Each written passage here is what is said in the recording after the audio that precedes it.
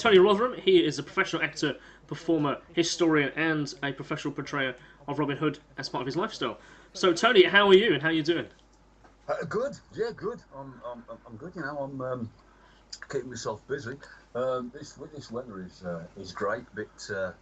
Bit warm for running around in the old linen and wool, but I can only yeah, imagine leathers and linen just running around in the sun can't be good.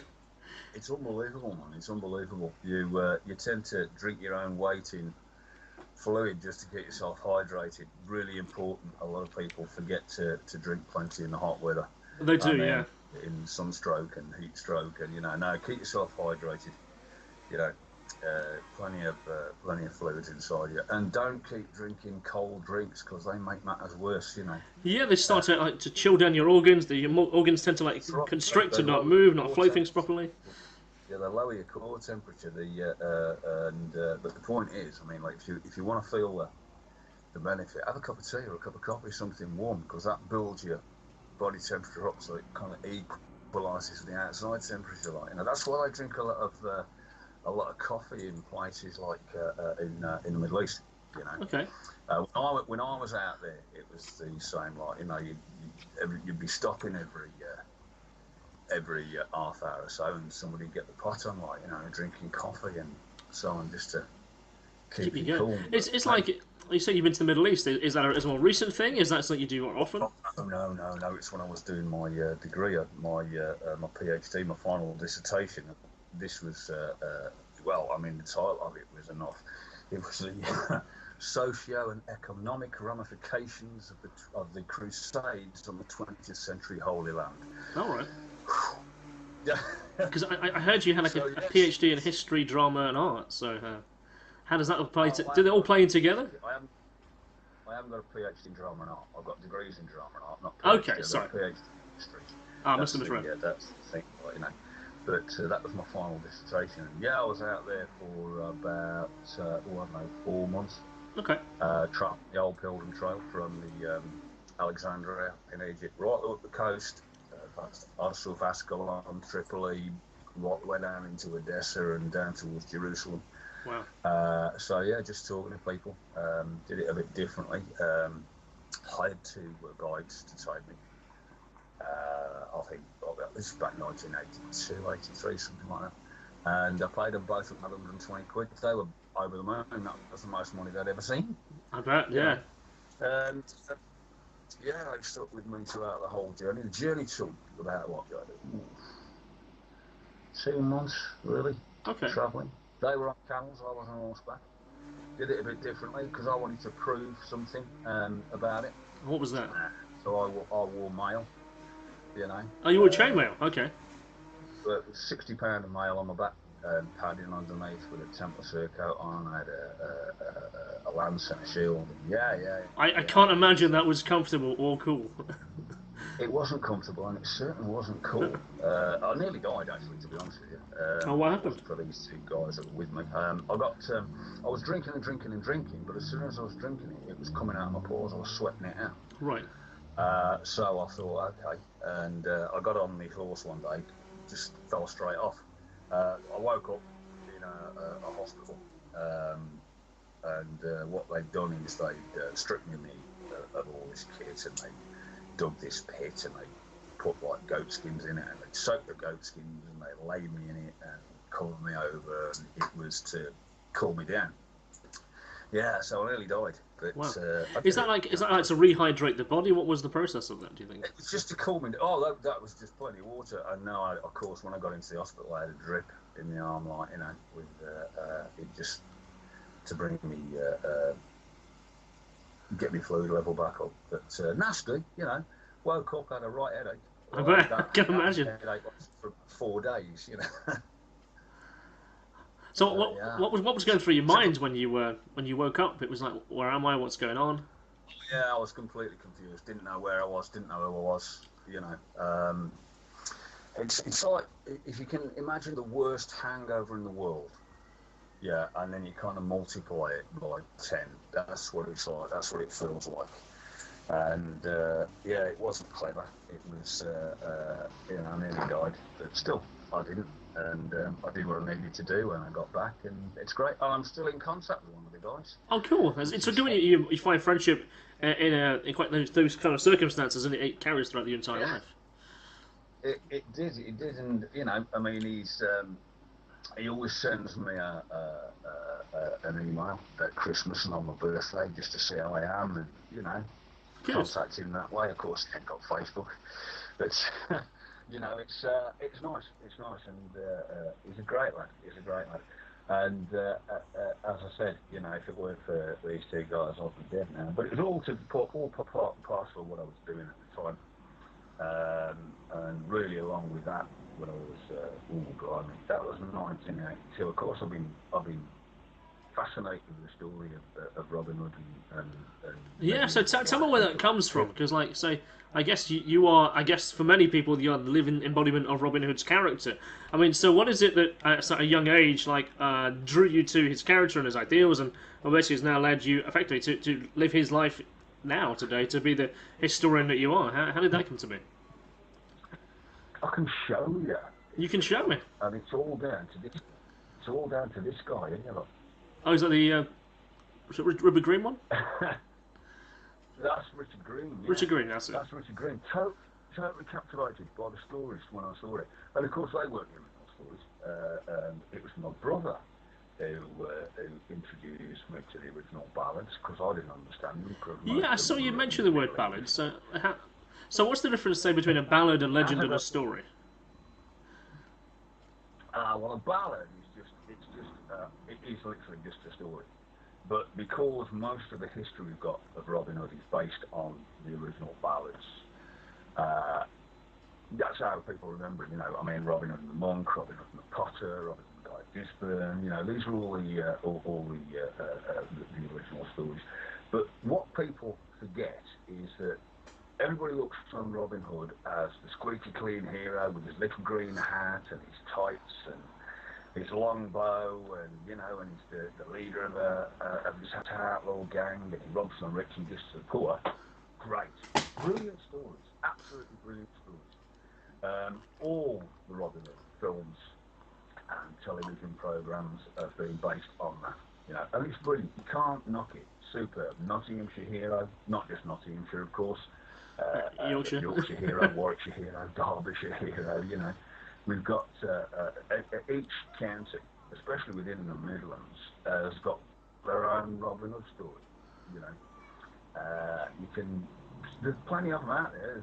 If you check Robin Hood online, if you put it into the internet, there are millions of pages about Robin Hood. Some better than others. Some are absolute rubbish. Some are brilliant. But no, it just completely captivated me, the story. So I wanted to find out more about it. So as time goes by and I get older and I'm reading more and I'm understanding more, I start to look into the history behind the ballads, and then you realise the first one wasn't really known until the 1400s, which is great, apart from the fact that we first hear about Robin Hood. It's like 1190, isn't it? During the Crusades. However, when you look at the history of it, you realise that there's every chance he wasn't actually around during the reign of King Richard I and the Crusades. He's more likely to be around during the times of Edward II and so on. And so many people get things wrong about Robin Hood.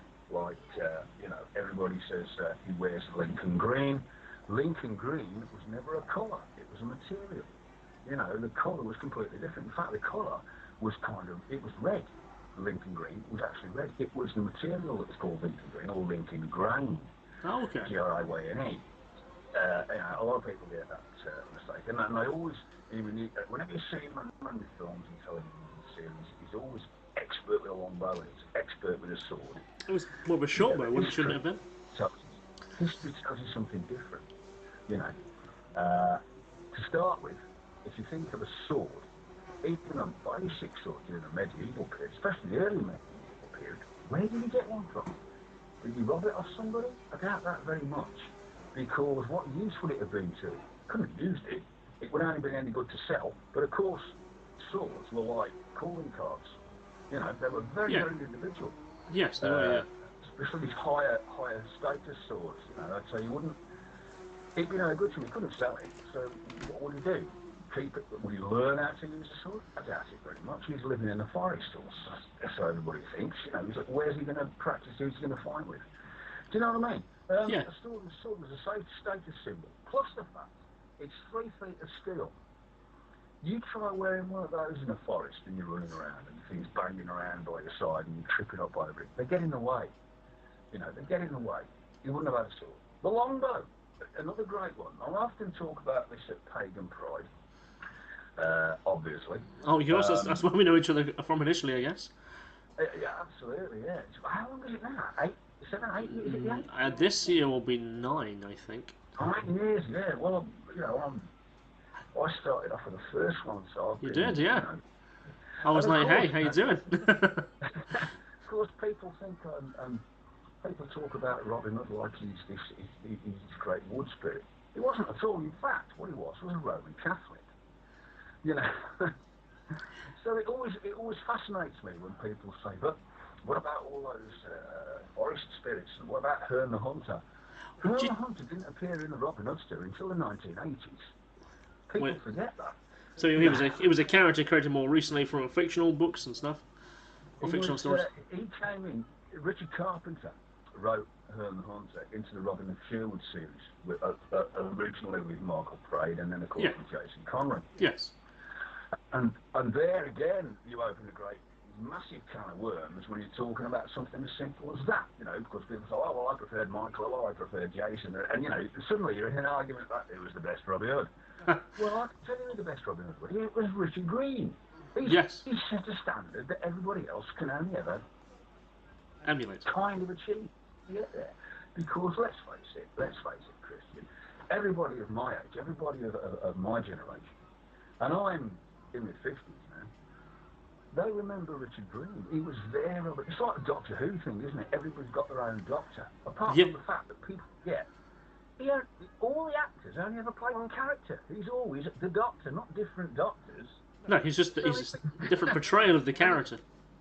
This is the same thing with Robin Hood. People don't realise that between the 12th and the 15th century, if you're going by what legend says, there are 15 you can choose from. 15 different Robin Hoods, because Robin Hood was never a given Christian name.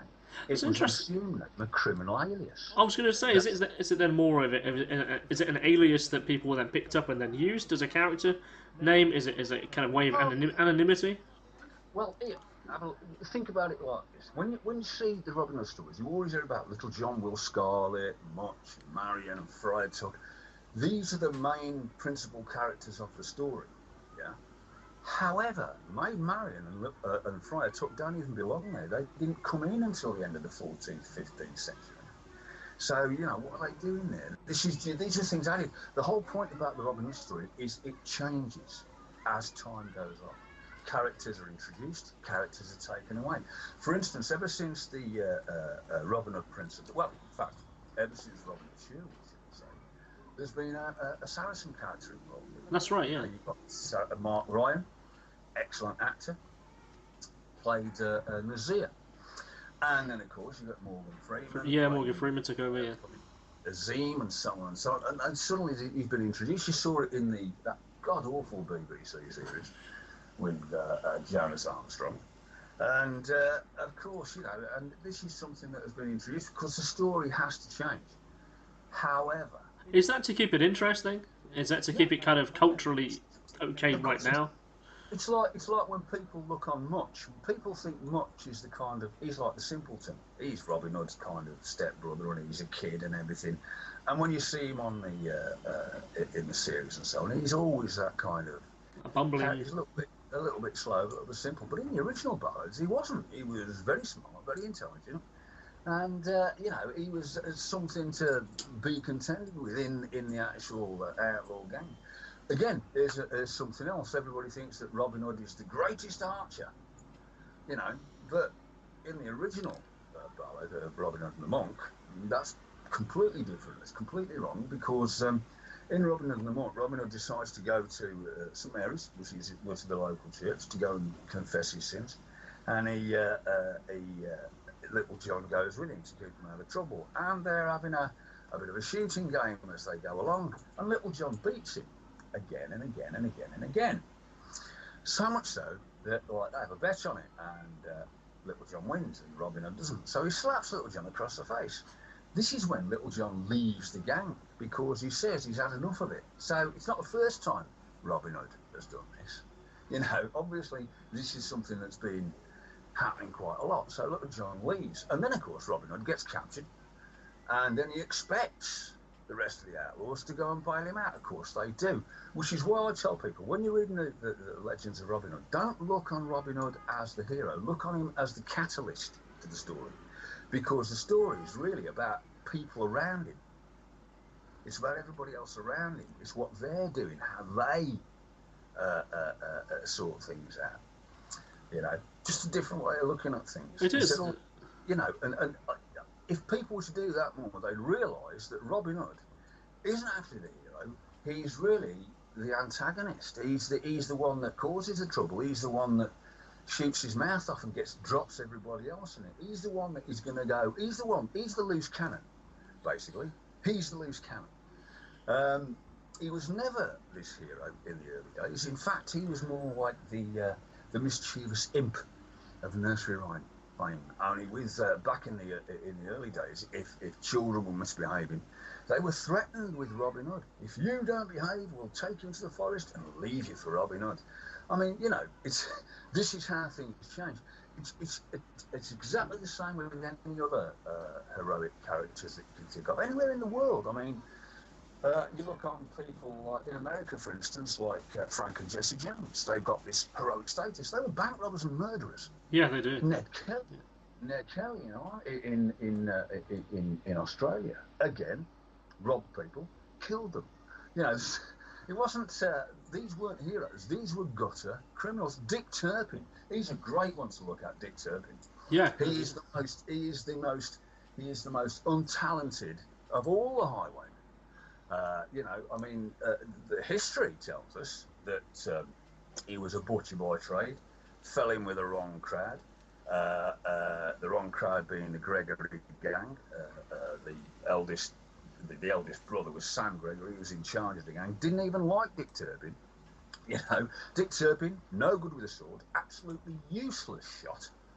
You know, and the only reason people remember him was because during the Victorian period, a man called William Harrison Ainsworth wrote a book called Rookwood. Yeah, and he compared Dick Turpin to Nelson.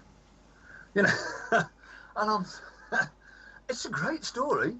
Completely nothing to do with the actual character of Dick Turpin, who was a pockmarked piece of work, torturing people.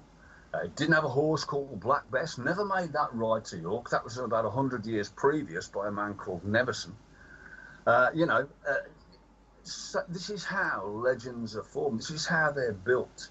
Now, people say, but, you know, it's a myth. Well, and again, this is something else. So many people get mythology and legend mixed up. So how would you differentiate them? Legend is always based in fact. Legend is always based in fact. And mythology is just a story. Yeah. So, again, something to remember. When you're reading about a legend, you're reading about something. It doesn't make any difference how differently it's written. You know, how different. There'll be a core concept at the beginning, or it's centered in there that actually is based on a truth that has been exaggerated and changed with the times to move forward. As where a mythology, I guess, is a story. But you can overdo it. You know, like these new films. I mean, it wasn't until my agent over in America contacted me, telling me that there are 9 Robin Hood films in production right now. 9. I saw. I was on YouTube a couple of days ago. I saw the trailer for the new Hollywood version, and I was like, okay. And then from there, I saw the trailers. There was like 3 others I saw. There was a couple of independent ones on the way, and I was saying to my son, who was over at the time, he says, effectively, because the character is open source, anyone can write the story, anyone can promote it, and there's no license fees to pay. You just make the movie, and you cash it in at the end when it hits the box office. So when you're saying there's 9, that's not a surprise. I mean, so which ones do you follow them all, or do you move with it and talk about it and reply and review it? Yeah, what it is that like this new one, for instance, it's got what's his name, Edgerton guy, Yeah. and Jamie Foxx playing Little John. Now, I'm sorry, but like, you know, and this is meant to be racist in any way at all, but Little John was not a black American guy. No, Yeah, he was not a black American guy. You can only do so much for the story before it becomes ridiculous. It isn't a story about Robin Hood. It becomes a story about just a guy. You know, you can't, and that is the problem with these big American production companies. They think they can improve on British legends. They've done it. They did it with King Arthur. They've done it with Robin Hood. They're going to do it with. They'll do it with everybody eventually, if we let them. I mean, it's not their legends, their history they're messing about with. It's ours, and I think they've got a bloody cheek to do it. To be honest with you, I was looking the at Robin Hood legend has been loved for hundreds and hundreds of years. What do they think they can improve on it? You know? The one thing I was interested in watching the Jamie Foxx and Edgerton trailer, I couldn't quite work out what time it's supposed to be based in. There's a lot of buildings and fortifications that are much later. The arrows stop work, you know, that's fine. I couldn't work out whether it was almost like a neo-future or whether it was supposed to be set even earlier. I couldn't work it out. It's meant to be set during the Crusades. It's meant to be, but you know, I mean, I was thinking, well, hang on a minute, let's have a look at this. So you've got these repeating crossbows. Where did they come from? Glass 1800s. They're using as Molotov cocktails. Where did they come from? You know, and the costumes are all kind of too fanciful, and you know, it's just bad. It's going to be a bad film. It's going to be a bad film. I'll guarantee it. It looks like it's going to be pretty stylized. The Russell Crowe one. Yeah. You know, and everybody was really looking forward to that. I was really looking forward to it because I was in it. And when I saw what they'd done, I was horrified. I was horrified. I thought, you've done it again. And this is Ridley Scott we're talking about, you know. Who should know better because his films like The Duelists, one of my favourite films, spot on, absolutely spot on. Kingdom of Heaven, another great film. Yeah. Another great film. I mean, okay, Balian wasn't anything really special if you look at the historical character, but the film was brilliant. Costumes were great, absolutely superb. But, you know, it's why these Hollywood... And everybody's got to remember this new one. I can't even remember the title. It's that... I think it's just called The Legend of Robin Hood or something. It's being done by Leonardo DiCaprio's production company. That's right, yes. You know, and I'm thinking, Leo, what are you doing, man? what are you doing? There are so many people out there that could actually have helped you make a good film. And what you've done is you've put millions into what is going to be a bad film. Now, I am sure there are going to be millions of people out there that think it's great. But those millions of people haven't got the first idea as to who Robin Hood really was. Because most of those people will have been educated through seeing the television series and the films. Most of them might have read The Adventures of Robin Hood at school or whatever. But again, that is not the history. You need to know the history of the character, where he came from. For instance, if you look at his timeline, it says in his timeline, or one of them, that he was born in 1160 and he died in 1247.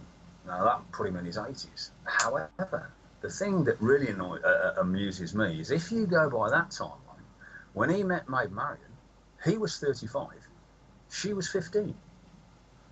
You know, the thing is, ages have changed with the times. You never see that, do you? You never see that. They never put that in. He was 35, she was 15. Okay. Now, there are laws against that these days, of course. It wasn't back then. It was completely acceptable. All right. Other time, you know, I mean, it's a fascinating... I mean, you can argue for days and days and days about Robin Hood. And you can guarantee everybody who says they're right will be wrong. And everybody who says they're wrong will be wrong. Because there's no right or wrong about Robin Hood when it comes to history. All we know is that somewhere there was somebody called Robin Hood. We know that because his name appears in court rolls and registers and so on and so on. We see the name. Yeah, it's written down. And, you know, in various forms like Gilbert Robbie Hood, Hobby Hood, Rob Hood, Robin Hood, and, you know, there's so many. And, of course, the name Robin, Robert, and Norbert were all the same name. If you knew anybody called Robert, you could call him Robin or Norbert, and he'd answer to it because it was the same name. Of course, yeah. Yeah. And people talk about Robin of Locksley. Okay, apart from the fact that Locksley, there wasn't one in Nottingham, there wasn't one in Yorkshire, there was one in Staffordshire, you know. So where did he come from? Did he come from Staffordshire? No, I doubt it very much. You know, but this is just the way that people write stories. They look for some things that, like, whether it's a name that sounds cool, or a place that they visited that they go, oh yeah, this would be a great place to write a story about. And that's how they do it. They just write these stories. And that's how it works, you know. But, you know, again, like I said, there's so much that you can pick fault at. Like the sword thing I told you about, like the colour Lincoln green, like the longbow. I mean, the longbow never made any real impact in this country until the middle of the 13th century. So what's Robin Hood doing running around with one in the 12th century? Not to mention that the longbow is a Welsh weapon, and of course throughout the 12th and the 13th century we were pretty much at war with Wales. Well, it was the Kingdom of Mercia at the time, wouldn't it? So where did he get it from? Where did he get his longbow from? Because, you know, people say, well, he could have gone to Wales. Yeah, he might have done, but I doubt that very much. I'm pretty sure they might have killed him if we were at war with them, because they'd have just seen him as the enemy by default. So that's right, absolutely, absolutely. Plus the fact that, like, I mean, even now, if you see a Welshman in the confines of certain cities after midnight, you're allowed to kill them. The law says that. The law does say that. The law says that. You know, it's one of those unrepealed laws that are still around, which date. Oh, some of these things are ridiculous. They go right back to Doomsday and so on, like, you know. But again, it's just a fascinating character that I was totally taken with when I was a kid, and I never grew out of it. So when you talk about, say, the core aspects, you know, the things that tend to pop up in every version, I mean, do you think that's because the story resonates with the idea of, like, fighting against oppressors, and there's someone who is there to help the people? It's just a great story. It's got everything you want, isn't it? It's got the hero, it's got the villain. You know exactly who the hero and the villain are. You know in the end it's going to kind of turn out to be a happy ending. Even when Robin Hood dies at the end of the original story, it's still kind of a happy ending, because what he does was he turns himself into this legendary character by dying and then shooting the arrow through Kirklees' window, which he never did, by the way. But he shot this arrow to call Kirklees' window. In actual fact, in the original stories, it wasn't one arrow, it was two. It was two arrows that he shot. One fell into the river, which ran hard by. The other one was said to have sailed off into Sherwood Forest, which, again, I doubt very much, because Sherwood Forest and Kirklees Abbey are not exactly close. You know. I mean, even a longbow shoots, what, like 60 to 90 feet? They've got at Kirklees. That grave they've got at Kirklees, which is said to be Robin Hood's grave, it's been moved at least 7 times since the Victorian period. You know, it's a folly. You know, it's a tourist trap. It's ridiculous, But again, it's just a great story. You've got everything in there. You've got the romance, you've got the action, you've got the hero and the bad guys. You know exactly where you stand. It's very, very easy to follow, and it's not convoluted. It's not convoluted. What people have done to the story has made it more convoluted. But the original story, good guy, bad guy, girl. I guess when I think about a story, I think about one thing I really enjoy about all stories is the complexity of the guy who's the oppressor, who's the enemy, as it were. If that character is good and has depth, the story, the hero, is made better. So when I think about the Robin Hood character, I'm not only aware of the sheriff, I'm also aware of the King John edition and the Guy of Gisborne edition. So he's not fighting one character in the romantic spies version. He's actually fighting 3 in a way. You just mentioned Guy of Gisborne. This proves how kind of non-heroic Robin Hood was, because in Guy of Gisborne and Robin Hood, they have a fight. Guy of Gisborne manages to catch Robin Hood in the side. Robin Hood kills Guy of Gisborne, cuts his head off, which was what is known as an Irish knife, sticks it on the end of a pole, and walks into Nottingham with it. You know, I mean, that's that's not really heroic, is it? You know, I guess you know, it's pretty commonplace in certain parts of the world, but not here. yeah, it's just vicious, and that's what he was. He was a vicious gutter criminal who didn't care who you were. He would have robbed a poor man as well as a rich man. He'd have probably slit your throat as well and disappeared off into the woods. You know, it's again, like I was saying, I got kind of sidetracked. But when you look at Robin Hood and the gang, in the original stories, he had 140 men following him. 140. Where are you going to hide 140 men in the forest? You know, oh, it's ridiculous. That's just too many men. So what was, if you think about the common sense, and when you're looking at these kind of things, you have to use common sense, you know. How can Robin Hood have been robbing somebody in Calverton and robbing somebody just outside Nottingham and robbing somebody in Hucknall? Because everyone's what they got the same name. Was they'd split the gang up into smaller groups, and each captain who was in charge of that smaller group was called Robin Hood. I'm Spartacus. Exactly. You know, again, it's one of these things that, you know, common sense prevails when you're looking at legend. It really does, because there are some things in these legendary stories, especially the medieval style legendary stories, that you know are just blatantly ridiculous. They really are. You know, it's splitting the arrow, for instance. Now, he was said to have split the arrow at 300 foot. I doubt that very much. You can't see an arrow at 300 foot. What he did is actually split the wand. Again, something else that people forget about. A wand is usually, it's a stick. It's about an inch wide, usually made out of willow, peeled, so it's brilliantly white. And that's what you shot at. And you weren't 300 yards away from it. You know what I mean? No, it just didn't work like that. That isn't what it was all about. You know, and everywhere you go around the Midlands, as I said before, they've got their own version of Robin Hood. I mean, it's and their own version of a Marion story, for instance. The Derbyshire Marion story is one of the most beautiful ones, where Robin is going to be trapped and Marion finds out. This is as they're getting older. So she goes out into the forest to try and find him. There's a thunderstorm. Lightning hits a tree and it kills her. This limb. This branch, this limb falls on her, crushes her to death. But her dog, called Tricket, who was given to her by Robin when they first got together, stays with her for 3 days, and then he runs off into the forest to find Robin Hood and bring him back to where her lifeless body is. You know, lovely story, but very few people actually know about it.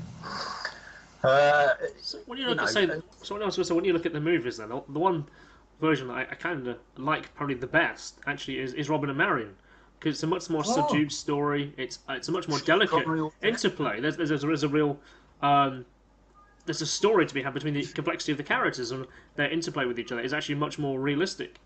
That's the one, yeah. And Audrey Hepburn, absolutely superb film. And I'll tell you why I like it so much. It's when he first gets back to England and he's in Shield Forest and he blows the horn he finds in the tree. And I think it's Tuck and Will Scarlet who jump out, and they don't know who he is because, like, you know, he's been gone for 25 years. And they attack him, and then they're sitting down, and after everybody, they realise who they are, and they're sitting down, they're having a meal, and he says, well, how have you lived?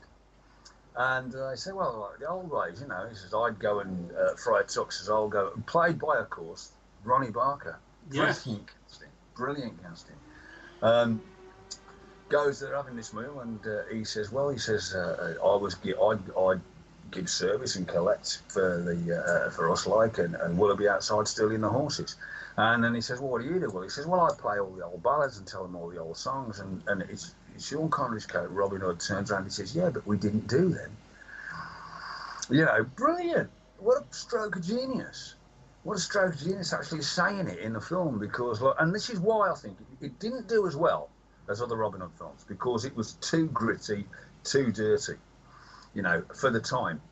You know, it was a bit too. People didn't really want to see Robin Hood like that. They wanted to see him as a young kind of thigh-slapping guy, like Errol Flynn. But the Errol Flynn film, of course, was a great film. People love the Errol Flynn film. Yeah, well, and I can understand why. Yeah, well, growing up, my mother, she kind of idolised Errol Flynn, so that film was on every so often. Of course, Channel 4 would pretty much air it every Sunday. You know, it was the one everyone Well, saw. it's amazing because whenever I'm round to people's houses and like, you know, and somebody says, "Oh, Robin Hood's on," and it's the old Flynn one, they might be flicking, "Oh, not again, not again." But you can bet if somebody clicks on it, everybody will start watching it because it is that well loved. I mean, yeah, there are people that hate it. You know, it's not the most, well, it's certainly not an accurate film, but it's the Jest of Robin Hood, which is the longest ballad just put into film.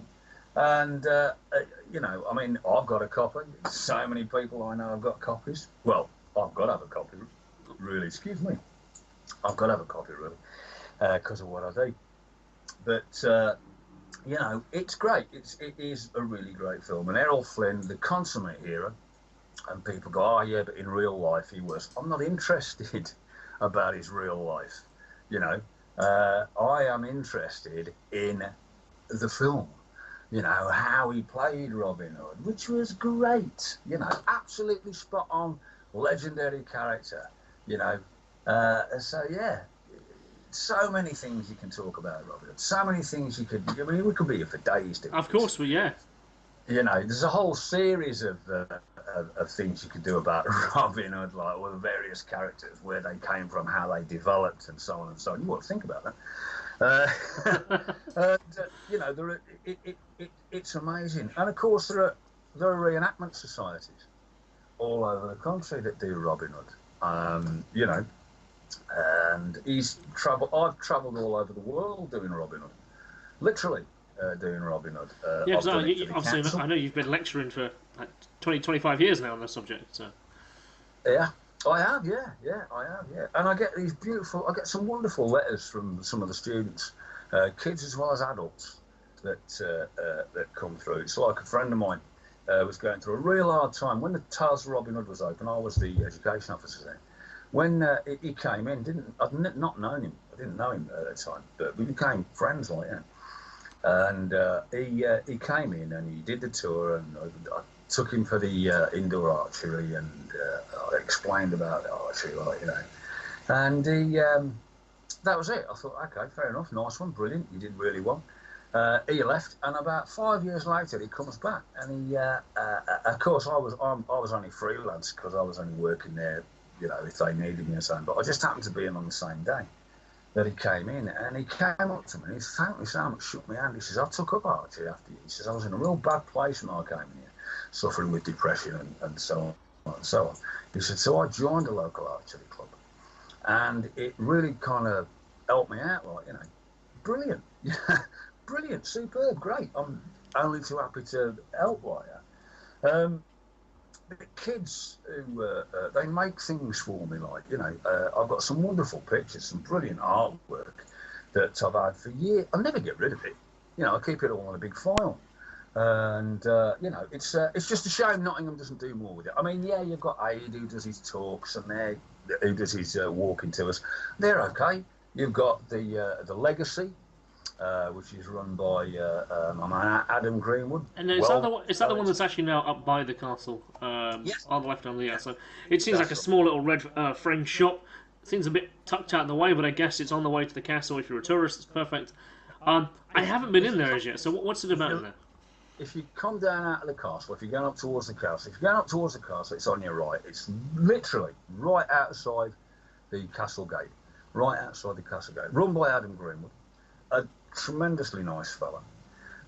You know, he's passionate about Robin Hood, and you know, obviously, and you know, it's a nice place to go and see. Yes, it needs some work doing on it. I've told him that, you know, and he understands that, and it's getting there, bit by bit. It's getting there. But like, you know, the only problem is there's no disabled access. There's lots of stairs, and so on. He needs to find a different place to do it. But like, as a place to go and visit about Robin Hood, it is the only thing we've got in Nottingham. There's a little bit at the galleries, but nothing special. That is a weird point. I mean, I guess since like the tail was closed. I lived in Peterborough. The galleries came out of the tails. Yes, I lived in Peterborough until I was like 15. And I can remember being 12, and my mum, we took a trip up here, and we went to the Tales of Robin Hood. Particularly, it was in the press. We wanted to go, and You know, I can remember like going around on the motorised Yeah, track they had in there, and it was good fun. You know, I learned a bit. I did the archery. I did the dinner that's in there, very medieval style. And I always wanted to do the banquet, but I never got around to it. And by the time I could afford it, you know, I've been it'd gone. yeah. And it's disappointing because, like I say, the Jorvik Viking Centre up in York, you know, it's kind of it's like the same style. You know, it's the same layout, the kind of the same arrangement, and Yeah, they well, live at a new museum. The tiles was there before, of course, Yeah, the Jorvik Centre. It was there before, so a lot of the what you see in the Jorvik was actually taken from the ideas that the builders had at the tiles. Now we know that because I've been told it, like, you know. But it's just a shame. It's just a shame that through bad management and greed by the owner, that the tiles actually shut, because it was the only thing in Nottingham about Robin Hood, like like the legacy. It's the only thing actually in the city about Robin Hood now, which is I'm ridiculous. surprised that like the council doesn't jump on it as an opportunity to shout. I mean, there's the Nottingham like subheader banner is City of Legends. Yet, like you said there, we don't do anything about it. They don't do anything with it. You know, they have the pageant and in the city, and Nottinghamshire have the festival in Sherwood Forest. But other than that, there's A doing his talks. There's Tim up at the castle again, another really nice chap, Tim Pollard, who does the stuff up at the castle, and there's Adam, and of course there's me, and I've been doing it longer than all of them put together. You know, I don't get used anymore by the council because of the amount of messing about and just idiots, I'm afraid. You know, they've got no idea what they're doing. And it's a shame because, but the problem is, you know what really makes me laugh? If Yorkshire decide to do something about Robin Hood, then Nottingham and the council are all up in arms about it. Oh, you can't do this, you can't do this. And he came from, and you know, it amuses me, that does, because I'm thinking, well, if you're being so vocal about it, why don't you do more with the legend? You know, why don't you do something about it? Why don't you actually get something purpose-built? Now they're going to be saying, now everybody's going to go, yeah, but they're going to do something at the castle. Yeah, now, what about for the past 20 years? Yeah. You know what I mean? And when did the Towers of Robin Hood kind of close as a public kind of entertainment place? That was like what, 15 years ago now? I think it became. It's got to be what now? It's not that, not that. It's got to be getting close to 9, 10 now. Though. It's got to be. And it's a shame. I said it's a shame because it was a good place when it first opened. Of course, it was very different. But again, when the last owner took it over, he was just more interested in money than anything else. So he completely gutted the place, including getting rid of that big brass tree that was in the middle upstairs. Yes. Beautiful. It was beautiful, beautiful. Gone. All these single booths were taken out, and they were great. Everybody loved them. I used to do the living histories there when it first opened, and of course everything on the ride was new and worked. You know, so it's just it's just short-sightedness and greed that ended up shutting the tiles. Again, a great shame. And of course, we used to have out at Edwinstowe, we used to have the World of Robin Hood, which was another great place, pretty much built out of the sets of Prince of Thieves, which was, again, another good film. Not a great film, but a good film. Yeah, I guess it's almost like you could take the story away. It's a good film. That film did more for Nottingham than any other Robin Hood film. That one film did more for Nottingham than any other film, because like we had the World of Robin Hood, we had the Tales of Robin Hood. You know, there was the Sherwood Festival. You know, there was the pageant. All these things were around at the time. Now we've got next to nothing, and it is such a shame. I just wish that the council would say, you know, they've got this ideal selling opportunity. They call it the City of Legend, and they don't use anything. I mean, where is the sense in that? I just don't understand it. I mean, because it literally becomes like your major tourist selling point, really, doesn't it? I mean, they come from all over the world to Nottingham expecting to see Robin Hood. They are so disappointed when they find there's nothing out. I guess you see the bronze statue outside the castle. That's about it. Mm. And that's a joke. I mean, that's known as the world's largest garden gnome. I didn't know that. I didn't know that. Yeah. No, it's actually known as the world's largest garden gnome. But you know, there are a few statues around Nottinghamshire. There's the one at Edwinstowe of Robin Hood and Maid Marian. Looks like they're dancing. And then there's the one in the forest that keeps moving. Now, it's brilliant. It's brilliant. It's like playing. It's like playing a big game of Where's Wally, because you never know where it's going to be from one day to the next. It keeps moving, and everybody thinks he's made out of bronze, and he's not. He's fiberglass, you know. But yeah, they keep moving him around. But you know, the one outside Nottingham, outside the castle in Nottingham, obviously synonymous with Robin Hood. You see him all over the world, postcards, badges, little statues of him. So yeah, it became the thing, like, you know, people want to get the pictures taken out of it. Yeah, taken away. It's a great pulling point, and of course you've got all the friezes around the little square. That's right. Given Yeah. the story of Robin Hood. Oh, the one thing I like about there, like during like late summer, they do like live Shakespeare, like performances. That's absolutely amazing. There's almost like a perfect shape for a stage theatre. A very small, like maybe like 50 people can watch it, and it's beautiful because it's like the right kind of setting. It's like it has the right kind of background. There's massive castle in the background. Well, what remains of a castle, and it's beautiful to watch. Yeah. Again, Nottingham Castle isn't a castle; it's a ducal palace. Yeah. Now it is. People again, they say because people talk about Nottingham Castle, people think it's going to be like Warwick. You know, this huge rambling place with crenellations and fortifications and so on and so on. No, it's just a manor house. It's not. It's just a big ducal palace. A beautiful building. People say it shouldn't be there. Well, yeah, it should, because that's where it was built. You know, it's exactly where it should be. You know, it's a beautiful place, a beautiful building, just not a castle. No. You know. So how much of the castle? You can see the, especially in this weather, if you were up on the green and you look at the grass, you'd see all the parched areas where the original walls were. You can see them still, which would be, it'd be nice if they were to do some kind of excavation there to actually have them on show, so people could see them and understand that. And of course, the castle itself, the history of the castle itself, fascinating castle, fascinating. I mean, Nottingham was once the capital, I lived here since 1995, and it's my favourite. Well, Lichfield, where I was brought up, is my favourite city. Beautiful. Nottingham comes as a close second. There's always something going on in this town. Yeah. Always something going on. Friendly people. I mean, yeah, of course you get some idiots, but you get them everywhere you go. But on the whole, really friendly people. Yeah, absolutely.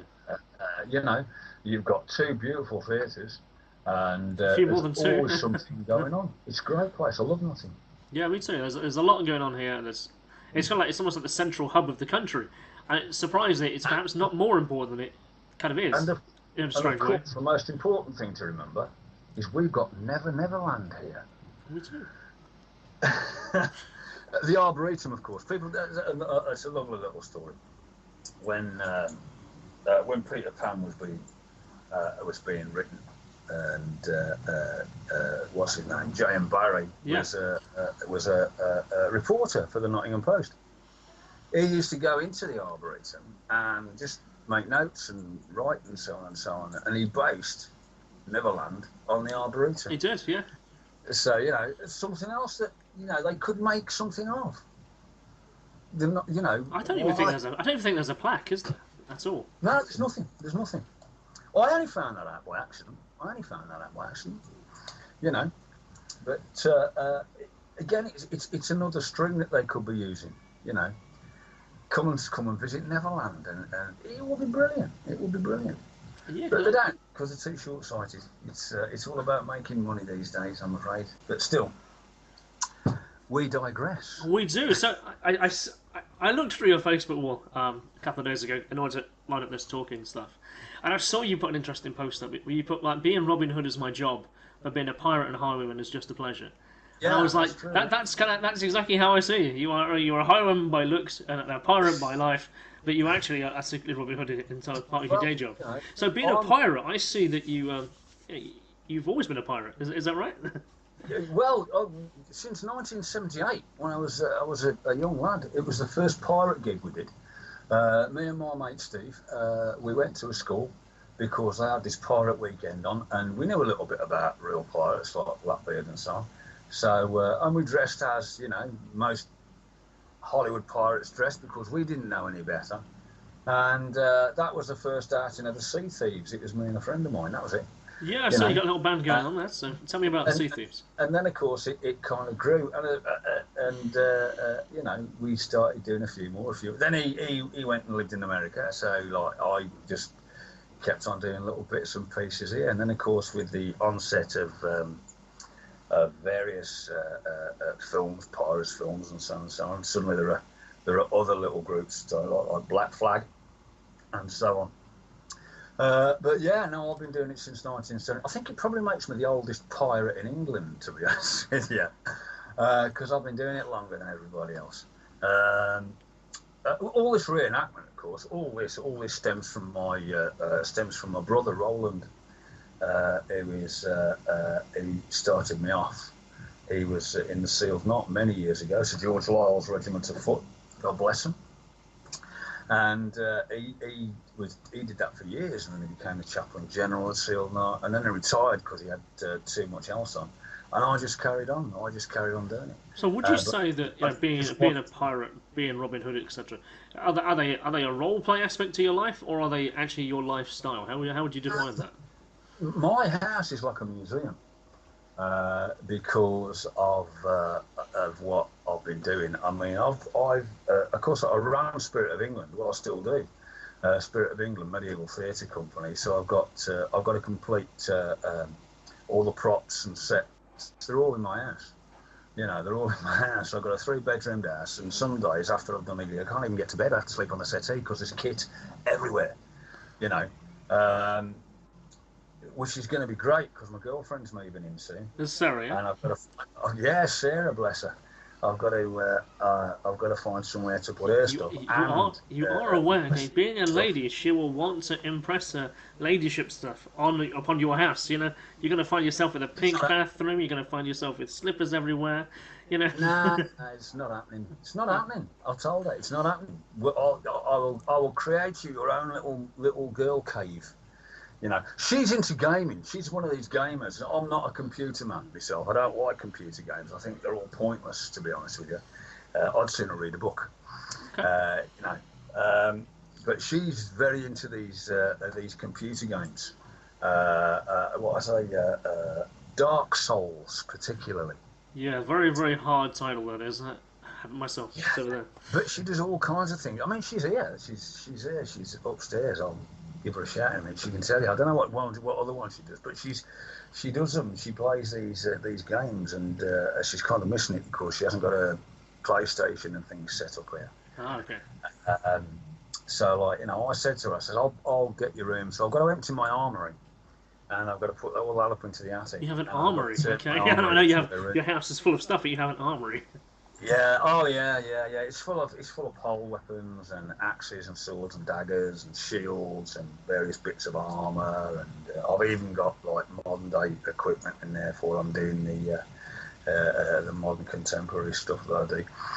So yeah, I've got an armory. So tell me Yeah. about it. I can remember you telling me once, and you put on passionate very Facebook, that you came back from the US and your equipment had gone missing on the way back. What happened with that? That's right. Yeah. Went out there, took 2 bags, right? One full of kit, one full of my own personal stuff, and was coming back. I was there for 3 months, so I lived in America for 3 months while I was doing this filming. Got everything together, got everything packed, was coming back on the plane, and they said in order for me to take my second bag back, I mean, you can take it out, no problem.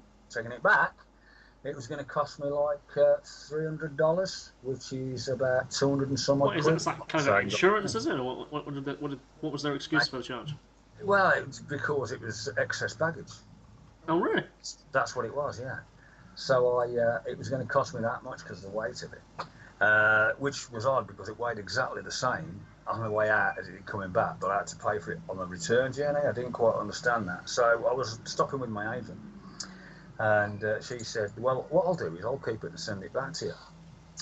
through the post. So I went, okay. Couldn't even do that. It was going to cost over $1,000 by post to send this bag back. I said, send it back in bits. Just send it back in bits. You know, you can keep the bag. Just send me the kit back. I need the kit. So yeah, got all my Robin Hood kit bagged up, boxed up. Absolutely. Took it into one of the the courier services, and it vanished. It disappeared. Luckily, this place had closed circuit television, and they saw it was a woman. They saw her remove my box of kit because they knew exactly what was in it. And instead of putting it on the conveyor to take it through to the warehouse before it was loaded, she put it underneath. Nobody knew why, you know. And of course, she was caught. And being a federal case, I couldn't get my kit back because it was being used as evidence. However, when it did come back, it had been ripped open. So much stuff was missing out of it. It had to be replaced. So, and of course, a lot of my stuff is handmade. I mean, the original top I had was hand-woven, handmade material. You couldn't buy one nowadays. You know what I mean? Because you'd need a mortgage, because that's how expensive it was. Even back when I had it first made, it was bloody expensive. But yeah, a lot of it vanished. So I had to make do with what I could find online. But still not happy about it, because there was never any real resolution about it. There's still stuff missing. And there's still stuff over in America that I just can't get to, because it's just too bloody expensive to send it back. It's ridiculous, Kristian, the amount they're charging. And it's not, it's it's more than anything else. It's import tax and VAT. So it's England that's stopping me from getting it, not America. It's, you know, it's the British customs and the VAT people and the tax people that are stopping me from getting it, because I just can't afford to shell out the kind of money they're asking for my own kit. You know, ridiculous, criminal. Well, it's interesting. You have to pay like a customs tax and a VAT tax, effectively, on your own gear. Exactly, you know, and I got in touch with them. I said, but hang on, it's like you're asking me to pay tax on stuff that I've had for years. Yeah, you've already bought your own. It's yours. Well, yeah, it has to get flown over, like, so there's fuel costs. And I said, well, hang on, you mean to tell me that all my kit was in a plane on its own? Let's be honest, that wasn't. There were thousands of packages and boxes and so on. So what you're asking for is just extortionate money for something that shouldn't cost anything at all, just to cover the costs of what, the plane and the fuel. But like, you're the Royal Mail.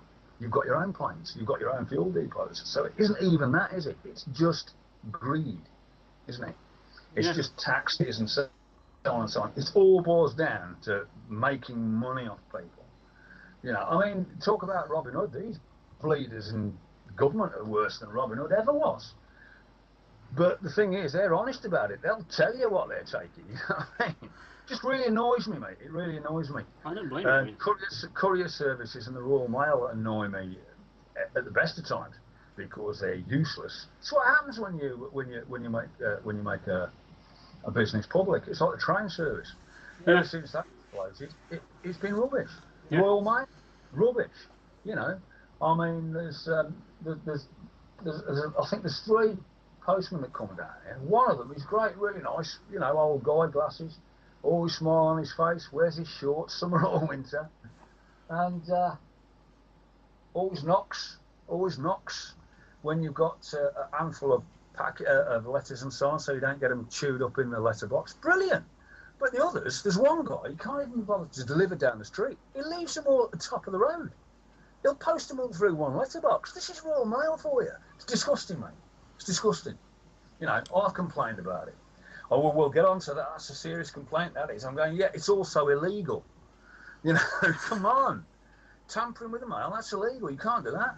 You can't just deliver it somewhere and hope that it gets to wherever. You know, because it doesn't happen. I have had so much.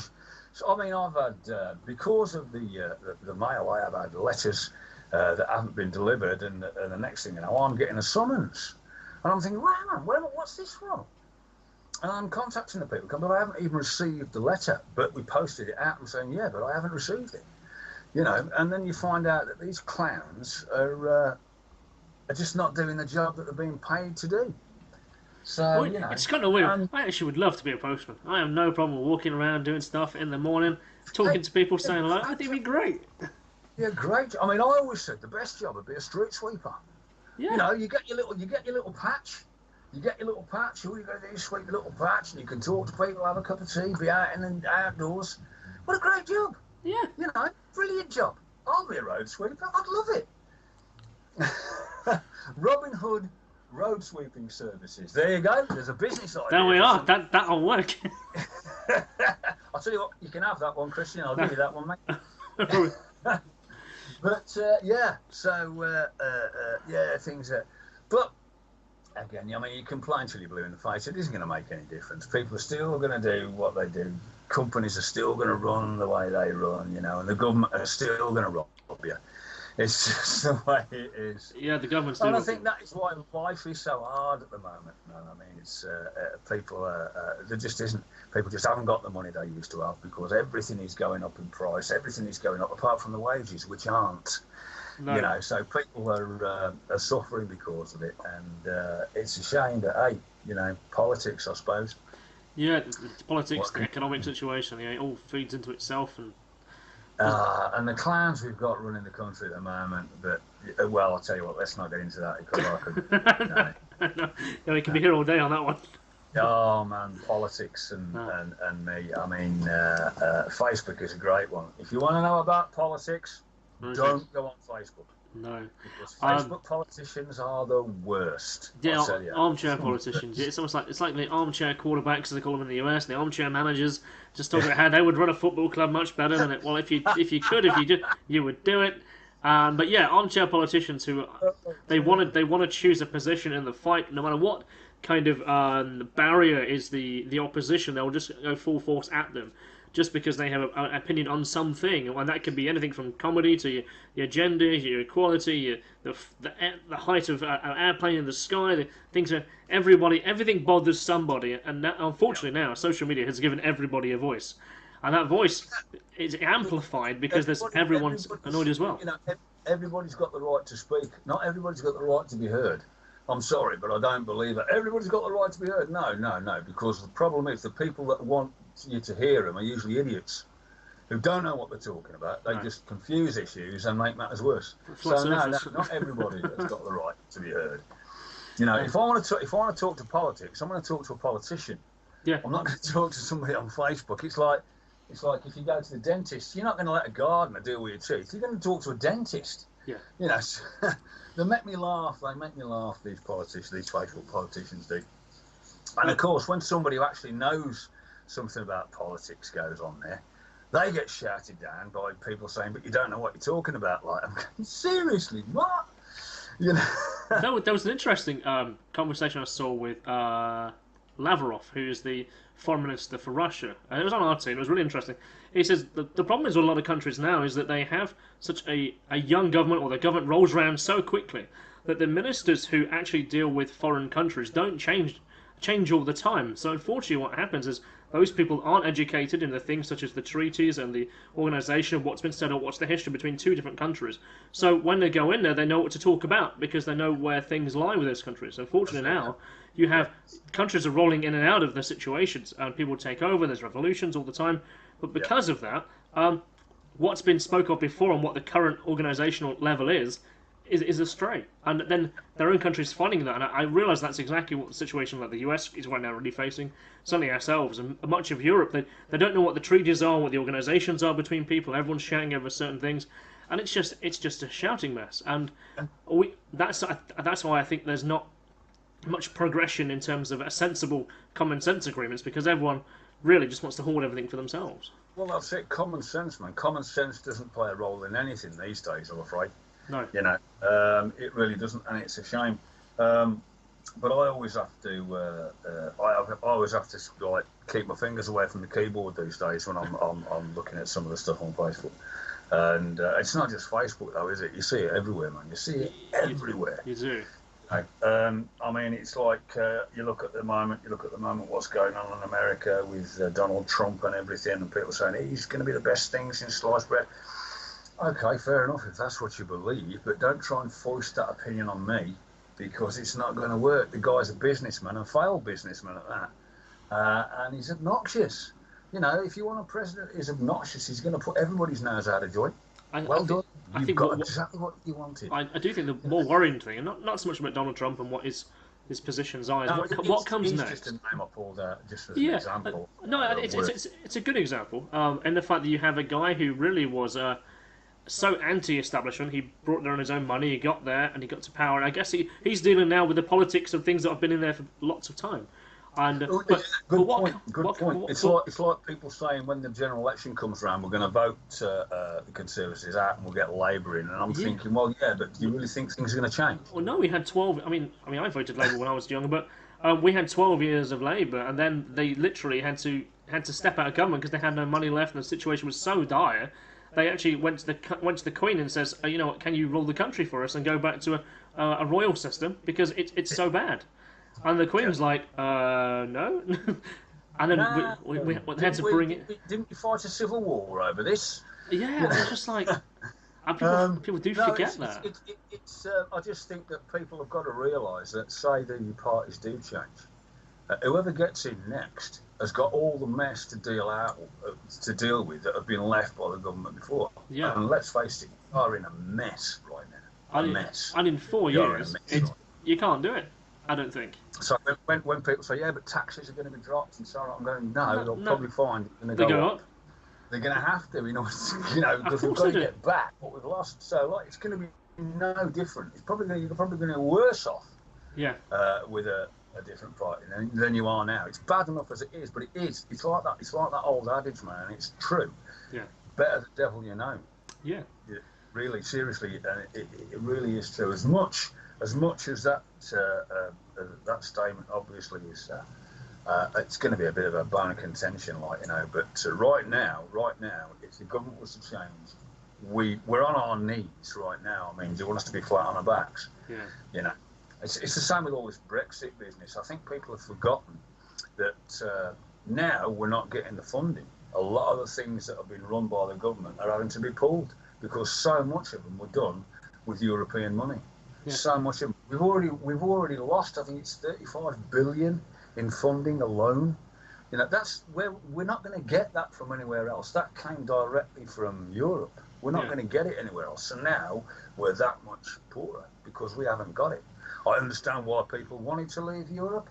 I didn't agree with their ideas about it because, okay, fair enough. But, people say, yeah, but we were being fined this much each day. Yeah, we were being fined because we didn't obey the rules that we put into place in the first place. Yeah. There's lots of sticking points. I mean, part of the problem also is that when you change the admin team, a lot of the game is still being played. It's just like changing the management team. Effectively, the job starts to run on a day-to-day basis. And you're just trying to put people in there who might run it better, but unfortunately, they're still trying to run and not break what's already there. So I don't think. I think the way the politics perhaps should now change. I think that. But politics needs to change. Politics needs to change in order for us to move forward. I think the world has changed drastically as well. I think the world, unfortunately, faces very different challenges, different worries. That I don't think a system like ours does a great job. I get that how a system should work, but I just don't think they now have enough money or resources to run it. I mean, the fact that they're selling off everything from the water to the rail services to energy services to foreign countries. I mean, so to foreign corporations within other countries, should I say? Look what's happening with the NHS. Yeah, it's terrible. I mean, it's ridiculous. The one thing that every government should make sure is that the NHS is stable, it's there, it's being worked, because there are so many people out there that would be dead if it wasn't for our NHS. Yeah, without a doubt. It used to be the greatest one in the world. It was the only one in the world. I mean, now there are other models of it running around the world, but like the NHS. Everybody paid for it. Is now, again, it's being destroyed, chipped away, just like the emergency services, the police and the fire and the ambulance brigades. They're not getting the funding. And eventually it is going to start having an effect on people. Yeah. It already is. People are already dying, like, because of it. You know, putting hospital beds that have been, you know, it's. A friend of mine broke his arm, about 3-4 weeks ago, and he went into the A&E, and he was. I think it took him 6 hours before they could actually set his arm because they were that busy. 6 hours to set. That's ridiculous. Absolutely ridiculous. And there are people that weren't meant to be. You know, I mean, it was the other day.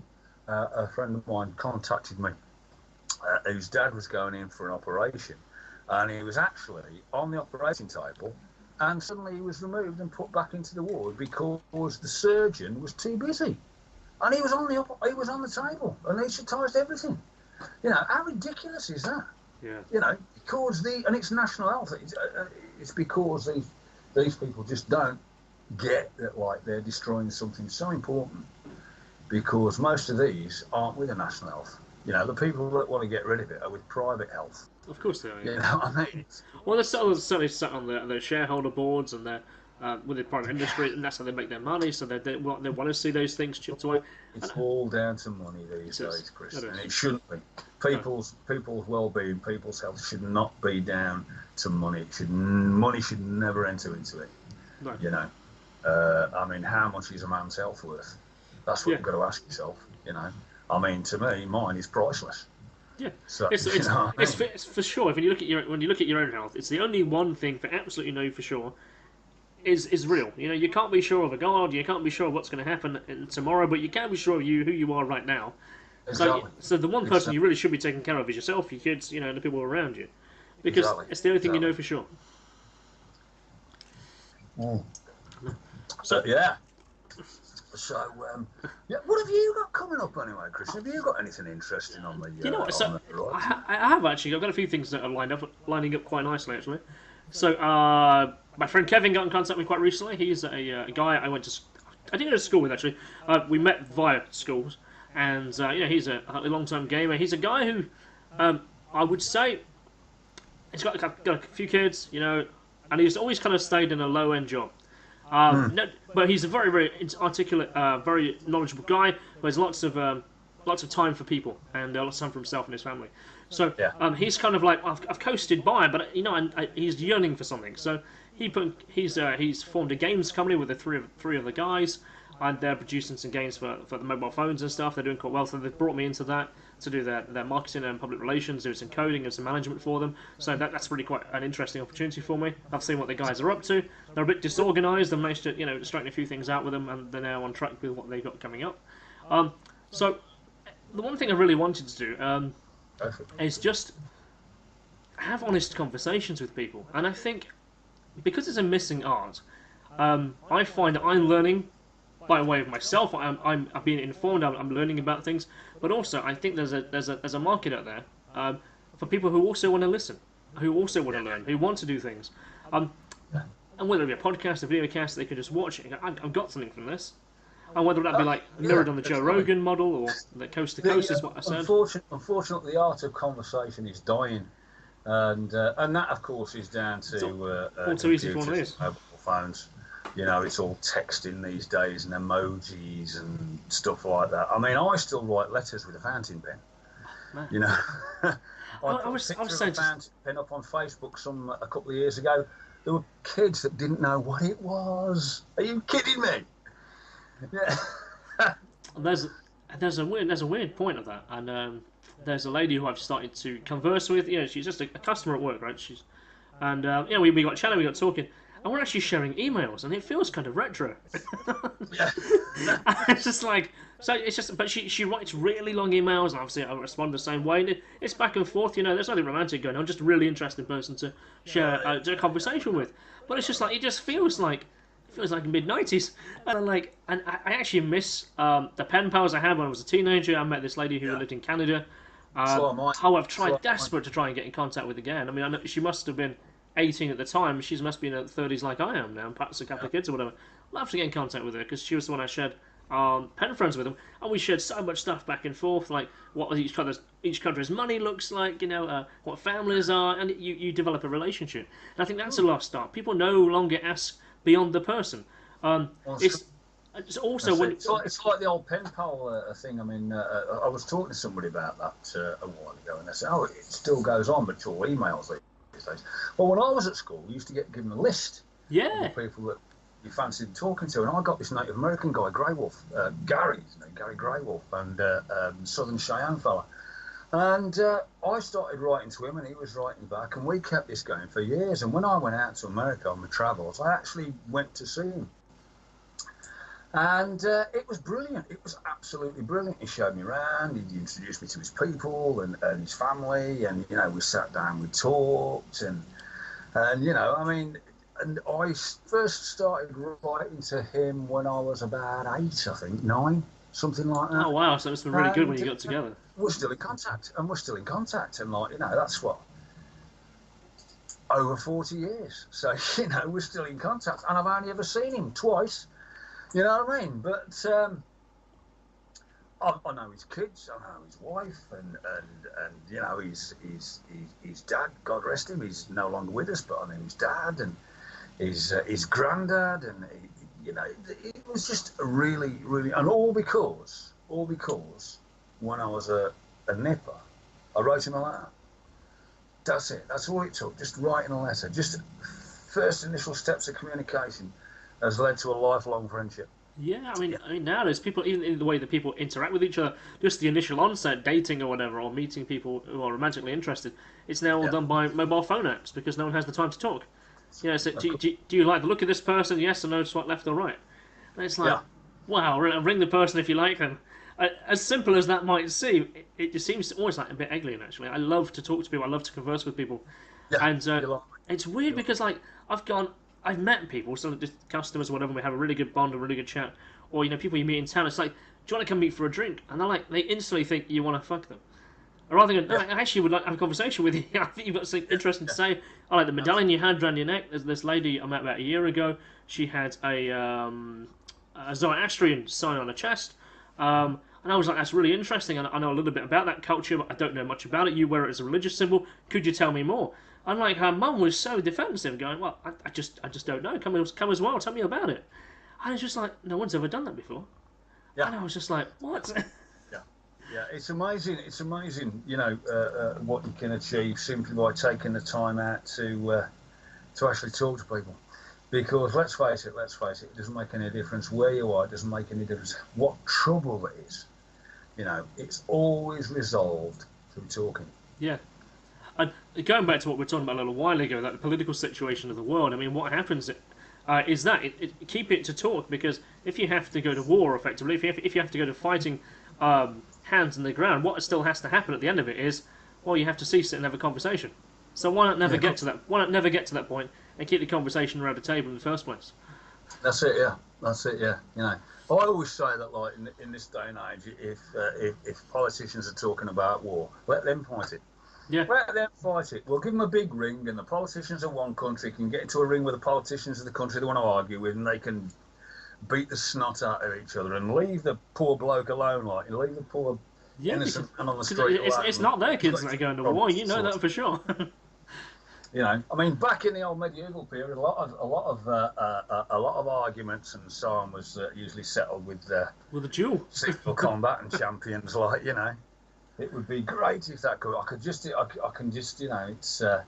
You could just imagine it, can't you? Like, I'll have a trial by combat, please. You know, it's much easier. Choose your weapons, like, you know. Let's do this thing. But you know, it's politics and so on and so on. But talking, very important. Yeah, very much so. It's great, and we've been talking for nearly an hour and a half. Yeah, it still feels pretty fresh. It still feels pretty cool. So. Brian Blessed. Oh, Brian Blessed. Now you've started. Yes, now you've started.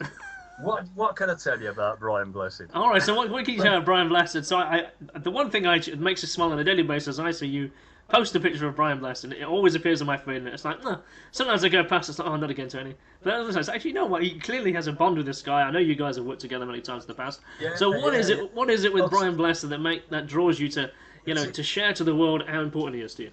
Okay. Brian Blessed is, without doubt, the greatest actor who's ever lived, because he acts without acting. He's only ever himself.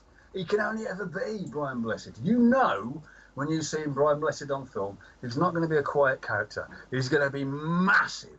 He's going to be huge. He's going to shout and roar and scream because that's who Brian Blessed is. There's a few actors like that actually. They don't act anymore. They're just themselves. And I think like Tom Baker's like that. That's the reason why he's not. I listened to him the other day. He says, "Well, I'm never not the Doctor because the Doctor was just me. That was just me being myself. I was just louder." Okay. Yeah, absolutely. And of course, Brian Blessed's been in Doctor Who as well. Of course he has. But you know, with Brian Blessed, I'm afraid it's a lifelong thing. I remember him as Fancy Smith in Z-Cars. And I remember him as Mark of Cornwall in Arthur the Britons and other things he's done. And I've always been he's just great. He's brilliant. It's not just because he's an actor. It's because he's one of the last gentleman adventurers. I mean, he's the oldest man ever to have climbed Everest. We're talking about the man who punched a polar bear in the face to stop it from being shot. You know what I mean? What's there not to love about Brian Blessed? He is big and brash, and he is always Brian Blessed. And the reason that people talk to me about Brian Blessed mostly is because of the pictures that I post on Facebook. And I'll tell you why. Everybody keeps asking me this question, so maybe this will stop them asking me once and for all. I get tired of seeing pictures of food, seeing pictures of people's kids, seeing pictures of kittens, and, you know, because I woke up one morning, I was just checking Facebook, and it was just one after the other cute little fluffy kitten pictures. Well, I don't like cats anyway, so let me eat. So, and like somebody just said, I've just had a brilliant breakfast, full stop, that was it. Yeah, and, well, I just had breakfast too. What are you talking about? And it just really, really annoyed me. It just really, really annoyed me. So I got onto Google, the first thing I could think of was, like, who is going to make people look? And I thought, Brian Blessed. So I posted a picture of Voltan, and I said, here is a picture of Brian Blessed for no reason at all. And it kind of started this campaign, you know. And if I go a few days without posting a picture of Brian Blessed for no reason at all, I get messages. Why can't we have a picture of Brian Blessed? I said, you know, it's ever so easy. You could post one yourself. Wouldn't be the same, Tony. You know, and it started this kind of thing. So, like, well, I don't do it every day now, but it just makes me smile. You know, there are actors that you enjoy watching. There are actors that you watch that you think, you know, yes, you get it. You know, I understand you. I get you. I know what you're doing. I know where you're coming from. And so you kind of attach yourself to him. You become a lifelong fan. You know, it's like fans of Errol Flynn and Rudolph Valentino and Richard Green and, you know, all the rest of them. There are fans that will follow them their whole lives. Well, I've been extremely lucky. I've been extremely lucky because I've worked with him on a number of occasions. When we were doing King Lear, he was magnanimous enough to actually make sure that my name was put on the credits for directing certain scenes. I got accredited for that, and that was down to Brian Blessed. Worked with him on Chasing the Deer about the 45 Rebellion, worked with him on Merlin, worked with him on King Lear. I've done a lot, luckily enough. And I've seen him once or twice. And the last time I saw him was only, a couple of months ago. It took Sarah. Sarah came with us. In fact, she got me the ticket for my birthday. Brilliant present. So I went to see him at Leamington Spa, and it was just an evening with Brian Blessed. I've seen him before doing that. But when it comes to questions, I put my hand up, and I said, I've got to ask you a question. It was about the Bruce. And he went, oh, Tony. And he actually remembered me. And that is brilliant. That is absolutely brilliant, because when you think of the thousands and thousands and thousands of people that he must meet, and then he remembers you, you know, it gives you this right boost. It really makes you feel great, you know. Yeah. No, he's just a brilliant actor. He's just a brilliant actor. One of my favourite things is something that Sarah got me last Christmas, which is a Brian Blessed tea towel.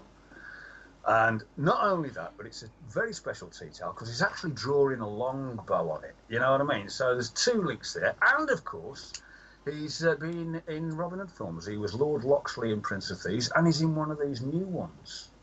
as well. He plays Friar Tuck in a new one. I can't remember the name of it. It might use it in Renegade. No, not Renegade. Anyway, I'll sort it out. I'll put a post in for you, Sure.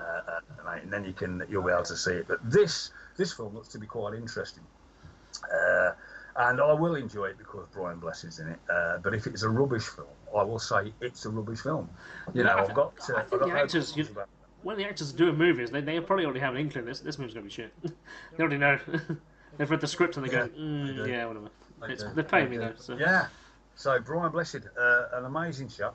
I have managed to sit down and talk to him at some length about various things, and obviously, you know, it's I'm just very fortunate to have worked with somebody who I respect so much, you know. But again, it's not just that. I mean, I've got his books. I've got his books. Well, it's not all of them, but some of his books. He is an adventurer. He's a gentleman adventurer. He's been over to the Amazon and across deserts, and you know, writing his stories as he goes. And you only need to give him the hint of a bit of a story. He'll be there with an anecdote, like, you know, about some of the people he's met and so on. And he's a great singer too, an amazing singer. I can imagine that, actually. It's quite a bombastic voice, I guess, would lend itself quite well to the track. He was in Cats, for instance. I didn't know. He was in Cats, the original Cats. And you know, obviously he's done so many films. He's in the Star Wars films, and they never saw he was some creature, I believe. Not that I know. I think that was Flash Gordon, of course. I haven't watched. I'm not a Star Wars fan. Bores me, in fact. You know, I've always been a Star Trek man. Same. It's weird because original Star Trek with William Shatner, and you know. Well, we're talking of Star Trek then. So the other guy, you were saying about he's a guy. He's very original. Well, you're talking about Brian Blessed, that is. Yeah, he's a guy. He's very much. He connects with people, and I find that I follow like Patrick Stewart on social media, and he's very much the same. He's putting like loads of stuff there. He's like very much a fan interactive guy. He loves how people adore him, and he obviously gives that back to the people as well. Like Ian McKellen, much the same. And Ian McKellen, I've met Ian McKellen. What a gentleman! Yeah, gentleman. I really admired his. He recently did like Sherlock Holmes. He did like Mr. Holmes, and that was such a. It was a very different take on it. It kind of felt like it was like the Robin and Marion of Sherlock Holmes, and that was a much more subdued, more grounded film. And I came away from that going, that was a great movie. Of course, you got Brian Blessed appeared in The Hand of the Baskervilles. He did. He did indeed, yeah. No, it's a classic one of the classic ones as well. You know what? I am going to have to get off, mate, because I've got so much to do. All right. But it's been an hour and a half, and it's been an absolute pleasure talking to you. Absolutely. So, the plan is to do with this really I actually could edit some of the rubbish out, like. The general conversation is true. It has been great fun. It has been great fun, and if I don't see you before, I'm sure I'll see you at Pagan Pride if you're going to be there. Well, it's weird. I haven't been invited to this one, and I haven't been asked. No one spoke to me about anything. Which is a bit strange. I think I've offended some people who are on the organisation team. One person in particular who's taken great offence to some of the things I share. You know, and that's their opinion. You know, that's one of those things. I keep in touch with everyone else. A man who never offended anybody, never did anything. I'm afraid I offend people all the time, and you know what? I don't really care. I really don't, you know, because what is an offence to somebody is a compliment to other. Swings and roundabouts. Of course it is, yeah. So, I haven't spoke to anyone from there, apart from David, since then. It's quite weird, actually. I mean, I used to be in really, really frequent contact with everyone, not so much any longer. But yes, Pagan Pride is what, first week in August, so that should be... 5th of August, I'm still going to go along. I'm still going to say hello to people, because there's people I know there, so I'm looking forward to see what happens on the day. Good. So what have you got? I'm sure it'll all work out in the end. These things usually do. They do. Yeah. I don't hold any animosity towards anyone. It's life's too damn short. Life's too short for that. Life's too short for that. Absolutely, people get wound up about the silliest of things when actually we all have everything in common. So let's just get to it. We all live on this same rock. We all live on the same rock. We all breathe the same air. You know, we're all linked at some level. It doesn't make any difference who you are or where you're from. You know, it's all and life is too short for falling out and staying flat with people. I just can't do it. I can't be bothered with it. No, just break the ice and just go, what's the issue? What's going on? And That's it. That's it. And it keeps everything on an even keel where there's no animosity or anger. Unfortunately, some people still hold that. That's to them. Yeah. But so, dude, thank you very much for taking the time out to have a conversation with me today. I really appreciate it. And I guess there's people out there who want to listen, who want to know more about you, want to know more about me, and we guess these conversations are what drives that. So, dude, so is there anything before you dash off that you want to talk about and want to say, a website address, Facebook, or whatever, that you want to put up? No, but what I would say is if people out there are listening, have a look on the old Facebook. But have a look not on my personal page, because my personal page is full of just me spouting off all kinds of rubbish. Have a look on my Robin Hood page. My Robin Hood page is the important one. It's Tony Rotherham, the official Robin Hood of Nottingham. You'll find it. Just put my name up there. You'll come up with it. And I'm sure that you'll find things interesting. It's not like your normal Robin Hood page. I put a lot of articles up about various films. I find out as much historical information as I can. I put them up. There's loads of pictures of what goes on and so on and so on. And there's some scathing reports about some Robin Hoods in there, which people seem to enjoy.